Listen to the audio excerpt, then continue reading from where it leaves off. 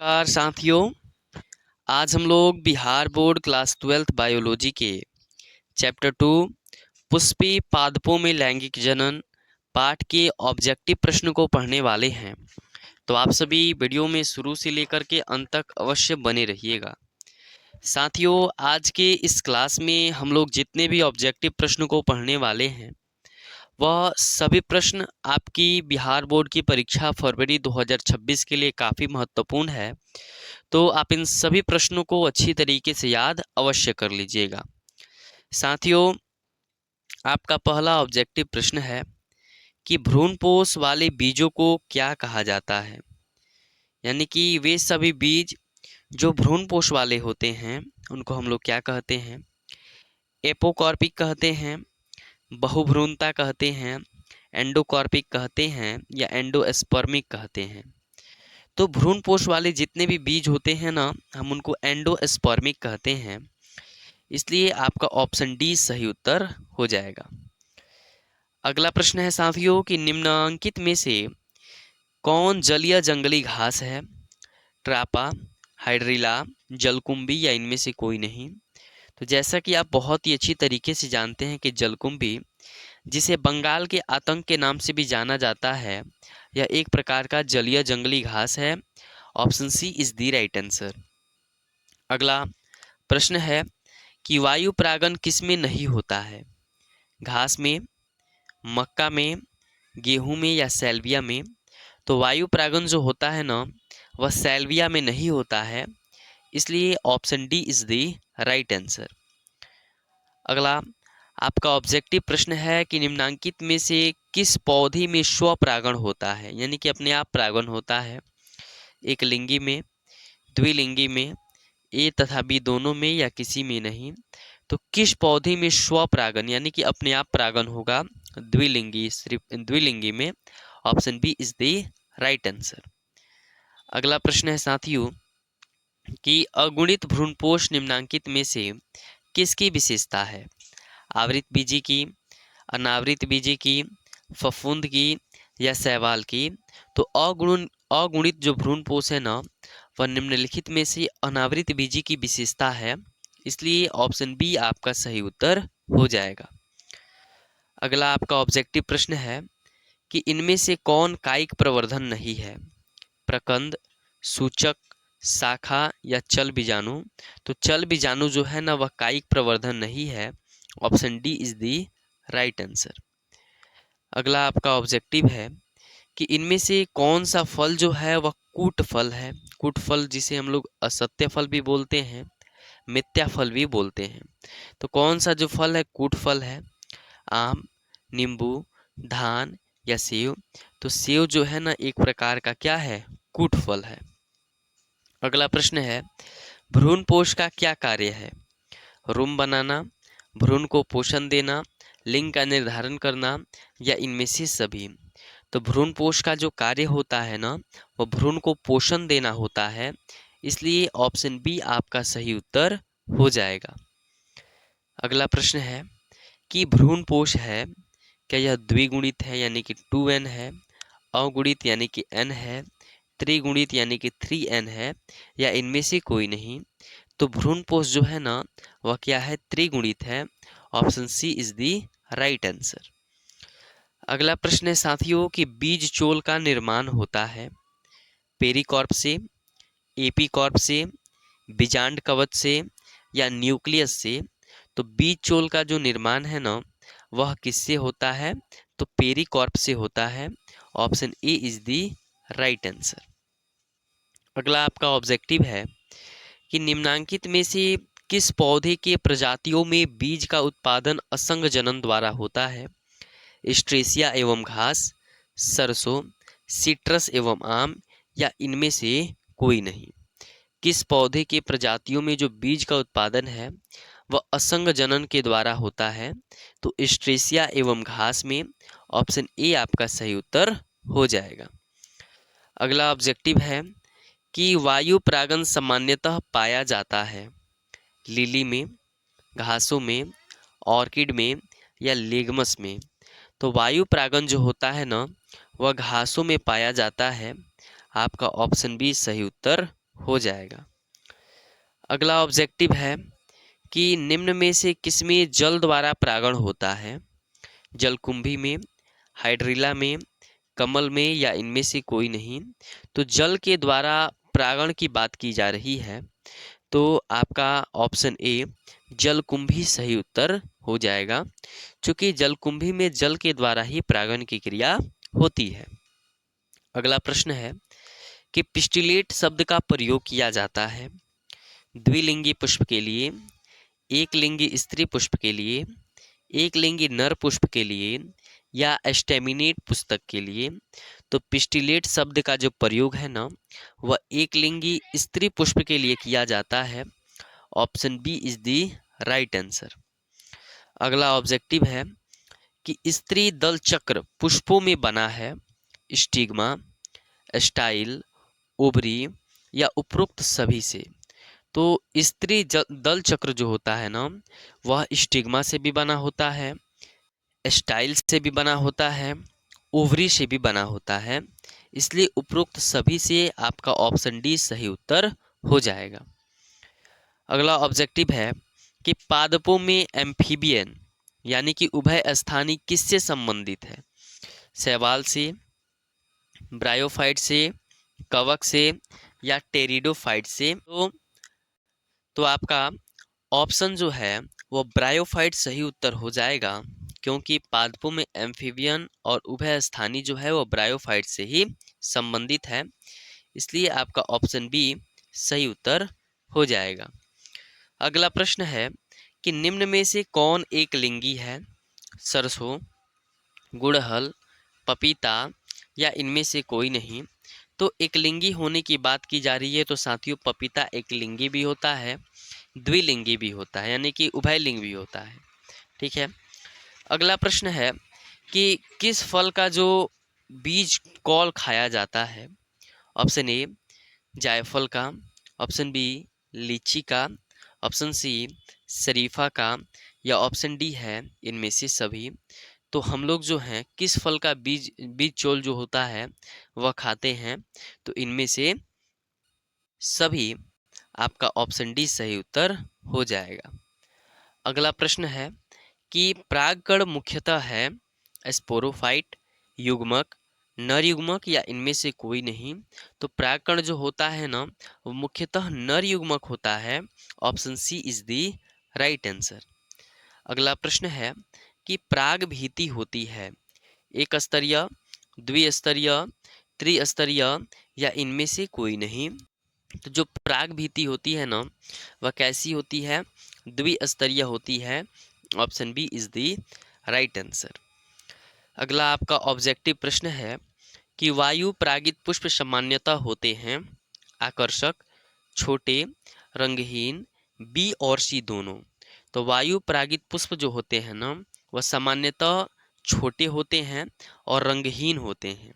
इसलिए option B और सी दोनों आपका सही उत्तर हो जाएगा। और जो भी कीट परागित पुष्प होते हैं ना साथियों, वह आकर्षक होते हैं ताकि कीट उस पे जाकर के बैठ के परागण की क्रिया को कर सके। अगला प्रश्न है कि एनीमोफिली नामक जो परागण है वह किसके द्वारा होता है? चिड़िया के द्वारा, चमगादड़ के द्वारा, घोघा के द्वारा या हवा के द्वारा। तो एनीमोफिली नामक परागण जो है ना, वह हवा के द्वारा ही होता है। इसलिए आपका ऑप्शन डी सही उत्तर हो जाएगा। अगला ऑब्जेक्टिव है कि इंटोमोफिली नामक जो परागण है वह किसके द्वारा होता है? चिड़िया के द्वारा, चमगादड़ के द्वारा, घोघा के द्वारा या कीड़ा के द्वारा। तो इंटीमोफिली नामक जो परागण है ना, वह जो है वह कीड़ों के द्वारा होता है। इसलिए ऑप्शन डी आपका सही उत्तर होगा।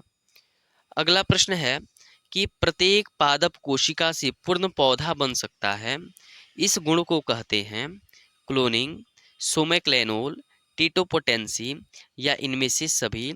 तो प्रत्येक पादप कोशिका से पूर्ण पौधा बन सकता है, इस गुण को हम लोग टीटोपोटेंसी कहते हैं। Option C is the right answer. अगला प्रश्न है कि प्रोटोप्लास्ट कल्चर का फ्यूजोजेन क्या है?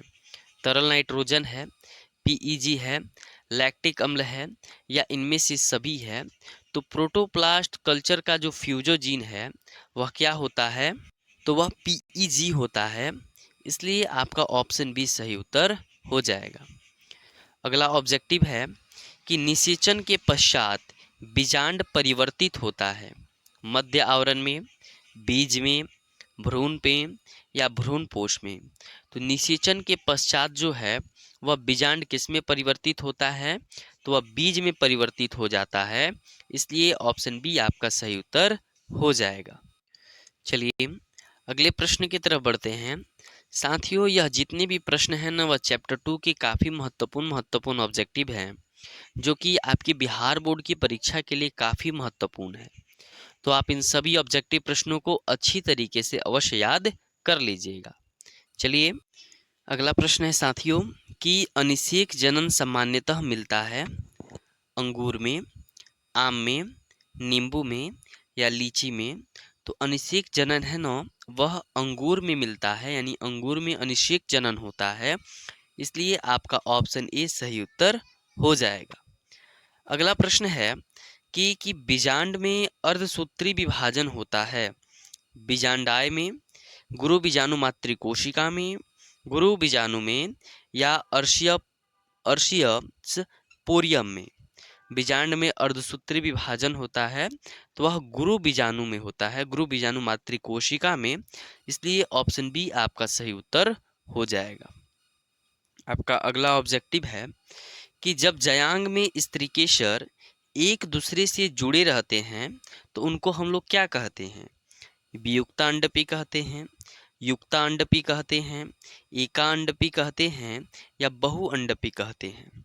तो जब जयांग में स्त्रीकेशर एक दूसरे से जुड़े रहते हैं ना तो हम उनको युक्ता अंडपी कहते हैं। ऑप्शन बी आपका सही उत्तर हो जाएगा।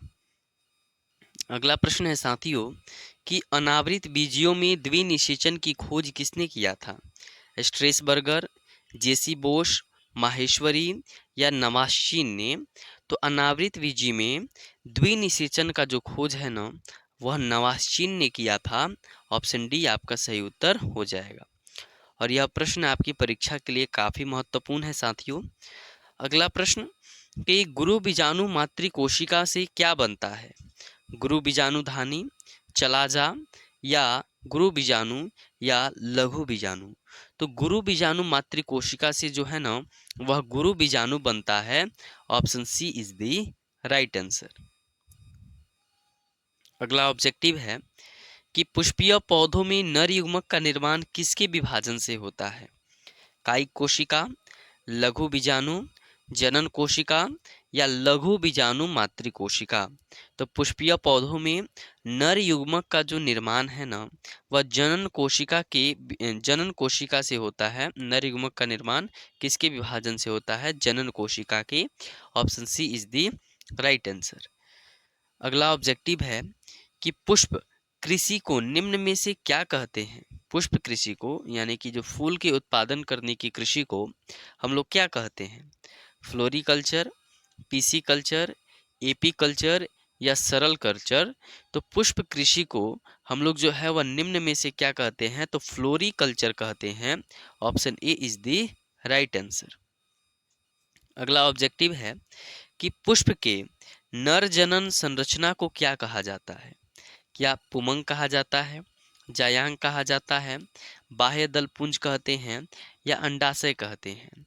तो पुष्प का जो नर जनन संरचना होता है ना हम उसको पुमंग के नाम से जानते हैं और स्त्री वाले को जायांग के। इसलिए option A is the right answer.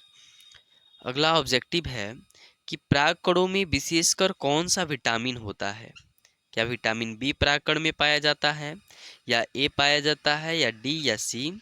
तो परागकणों में जो है ना वो विशेष करके विटामिन बी ही पाया जाता है। इसलिए आपका ऑप्शन ए सही उत्तर हो जाएगा। अगला ऑब्जेक्टिव है कि इमैस्कुलेशन किससे संबंधित है, बड़े पैमाने पर चयन, क्लोनल चयन, संकरण या शुद्ध रेखा। तो इमैस्कुलेशन जो है ना वह किससे संबंधित है, तो इमैस्कुलेशन जो है वह संकरण से संबंधित है। इसलिए option C is the right answer. अगला ऑब्जेक्टिव है कि वेलिशनेरिया वेलिस्नेरिया में किस प्रकार का पर परागण होता है? जल परागण, वायु परागण, कीट परागण या पक्षी परागण? तो वेलिस्नेरिया में जो है ना, वेलिस्नेरिया में जो जल परागण होता है, इसलिए option A is the right answer. अगला ऑब्जेक्टिव है कि चींटियों द्वारा परागण को क्या कहते हैं? ऑनरेटोफिली, मार्मिकोफिली, मलेकोफिली या कॉपरेटोफिली? तो चींटियों द्वारा जो परागण होता है ना, हम उसको मार्मिकोफिली के नाम से जानते हैं, इसलिए ऑप्शन बी आपका सही उत्तर हो जाएगा। अगला ऑब्जेक्टिव है, अगला प्रश्न है कि निषेचन क्या है? क्या अंडा तथा नर न्यूक्लियस का संयोजन है, या अंडा तथा सेकेंडरी न्यूक्लियस का संयोजन, या अंडा तथा सिनर्जी का संयोजन, या उपर्युक्त में से कोई नहीं? तो अंडा तथा नर न्यूक्लियस के संयोजन जो है वही निषेचन है, इसलिए ऑप्शन ए आपका सही उत्तर हो जाएगा। अगला प्रश्न है कि निम्न में से किससे असत्य फल बनता है? पुमंग से, पुष्पासन से, कार्पल से या जयांग से? तो असत्य फल बनने की बात आ रही है तो पुष्पासन से ही असत्य फल बनता है, जैसे कि सेव है, इसलिए option B is the right answer. अगला ऑब्जेक्टिव है कि सत्य फल का निर्माण किससे होता है? पुमंग, पुष्पासन, अंडाशय या जयांग? तो सत्य फल का जो निर्माण है ना, वह अंडाशय से होता है, इसलिए option A is the right answer. अगला ऑब्जेक्टिव है कि इनमें से किसका जो है पुष्पासन खाया जाता है? शरीफा, सेव, नारंगी या लीची? तो पुष्पासन खाने की बात आ रही है तो सेव आपका सही उत्तर ऑप्शन बी हो जाएगा। अगला ऑब्जेक्टिव है कि गेहूं में परागण जो है वह किसके द्वारा होता है? वायु, कीट, पक्षी या मनुष्य? तो गेहूं में परागण जो है ना, वह किसके द्वारा होता है? तो वह जो है वायु के द्वारा होता है, option A is the right answer. अगला ऑब्जेक्टिव है कि बीजांड विकसित होकर क्या बनता है? फल, फूल, बीज या बीजपत्र?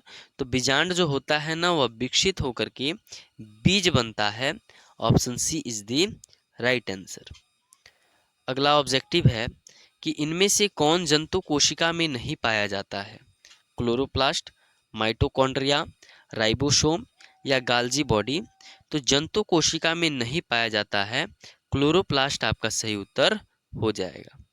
तो अगला आपका ऑब्जेक्टिव है कि एनाट्रोपस बीजांड होता है, क्या सीधा होता है, उल्टा होता है, टेढ़ा होता है या इनमें से कोई नहीं?